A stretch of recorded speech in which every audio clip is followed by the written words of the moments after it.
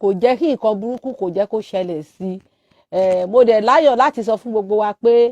Tani Olohun ó ti jáde kúrò ní ọgbà ẹ̀wọ̀n báyìí wọ́n ti gba béèlì ẹ̀ lénìí. Don't forget to subscribe, comment, share with your friends to have access to this kind of content that you have here. Don't forget to subscribe. I love and respect you. I'll be right back. Bó ṣe àbọ̀rú àbọ̀yè àbọ̀ ṣíṣe fún gbogbo wa la rí tó ń gbé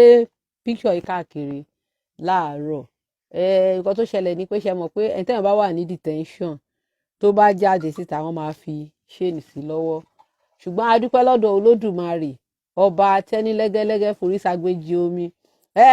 ọba tó ju ọba lọ ẹni tó bá sọ pé òun nìkan ṣoṣo ló ní àṣẹ lórí gbogbo ẹ̀dá wípé àbúrò wa Tani Olohun ó wà ní àtìmọ́lé láti August 16 ọdún yìí ṣùgbọ́n Ọlọ́run ọba láàánú ó bá wa fi ààbò bò kò jẹ́ kí nǹkan burúkú kò jẹ́ kó ṣẹlẹ̀ sí mo dẹ̀ láyọ̀ láti sọ fún gbogbo wa pé Tani Olohun ó ti jáde kúrò ní ọgbà ẹ̀wọ̀n báyìí wọ́n ti gba béèlì ẹ̀ lénìí àwọn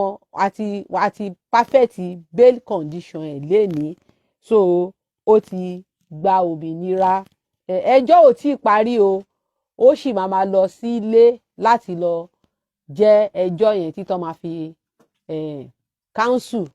tó bá títọ́ máa fi bóyá wọ́n máa strike ẹjọ́ yẹn kúrò ní o ṣùgbọ́n ká dúpẹ́ lọ́dọ̀ Ọlọ́run pé now ó ti ní ara ẹ̀ he can do so many things now so a dúpẹ́ lọ́wọ́ gbogbo ẹ̀yin olólùfẹ́ ẹ̀ ó ní kí n dúpẹ́ lọ́wọ́ yín ẹ̀yin olólùfẹ́ ẹ̀ kí n bá òun dúpẹ́ lọ́wọ́ gbogbo yín pátápátá ipe ẹ ṣé gan o ipe ẹ kú àdúrótì ó ní kí n bá òun dúpẹ́ lọ́wọ́ gbogbo yín pátápátá fún support Olóhun sì máa jáde òun sì máa sọ̀rọ̀ because I've been able to speak to him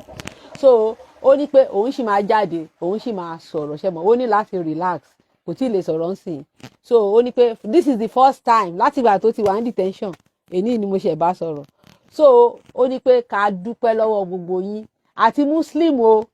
àti christian o àti oníṣẹ̀ṣe gbogbo àwọn tó dúró ti òun pátápátá ó ní pé a ní fi ru eléyìí san fúnra wa o ó dẹ̀ ní pé kí n sọ fún gbogbo yín pé ìran ọmọ káàrọ̀-oòjíire ìran ọmọ aládé ó ní a ní di èrò ẹ̀yìn ó ní ọlárewájú òun la máa jẹ́ o ó là ní dèrò ẹ̀yìn o pé orúkọ tí ifá pè wá pé ọmọ àdìmúlà ọlọ́fin ayé ni wá ipe orúkọ yẹn ó máa ṣe mọ́ wa lára o ipe ọṣẹ ló ní kó ṣe mọ́ wa lára pé bí orúkọ yẹn ṣe máa ṣe mọ́ wa lára nìyẹn o pé a ní dèrò ẹ̀yìn ó ṣe ìwúre fún gbogbo ẹ̀yin olólùfẹ́ ó ní ní rí bí gbé sọnù bí ò ṣe bí ọmọ láṣẹ Èdùmàrè ó ní ká bá wa dúpẹ́ ká dúpẹ́ lọ́wọ́ yín so ẹ rí pé mi ò àti mùsùlùmí o torí àwọn mùsùlùmí kan wà tó jẹ́ pé wọ́n takú báyìí lórí ọ̀rọ̀ Tani Olohun ni àwọn christian kan náà wà bẹ́ẹ̀ náà ni àwọn oníṣẹ̀ṣe so gbogbo ọmọ tí olú ìwà bí ṣe mọ̀ pé orúkọ wa gangan nìyẹn ìyẹn àwa ìran àwa ọmọ aládé ìran àwa ọmọ irúnmọlẹ̀ àwa ló lórúkọ yẹn o òrìṣà ńlá alábàálàṣẹ bàbá ńlá wa ló ń jólú ìwà o òun dẹ̀ ni bàbá gbogbo wa òun ni bàbá gbogbo òrìṣà òun ni bàbá wa níran wa òun ló dàgbà jù òun ni bàbá wa òun ni dáúdù wa so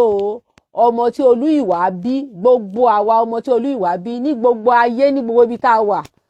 ní nàìjíríà ni o ní òkè òkun ni o ní india ni ní china ni ó ní gbogbo ẹ̀yin tẹ́ ẹ̀rọ oorun sùn lẹ́ni ó ní kí gbogbo yín lọ sùn kẹ́ mu champagne kẹ́ máa ṣe fàájì lọ a dúpẹ́ lọ́dọ̀ Olódùmarè so mi ò sọ jù báyìí lọ this is just the message I want to pass ẹ jọ̀ọ́ ẹ bá mi share fídíò yẹn jọ̀ọ́ ẹ bá mi share ẹ̀ kó kan ará ilé kó kan ará oko ẹ ṣé ẹ ṣé ẹ ṣé ẹ ṣé ẹ ṣé ẹ ṣé ẹ ṣé àdúpẹ́ £258 gbogbo ẹnikẹ́ni tó bá fẹ́ fún ní nǹkan bẹ́ẹ̀ ni ó deserve ẹ̀ ó deserve ẹ̀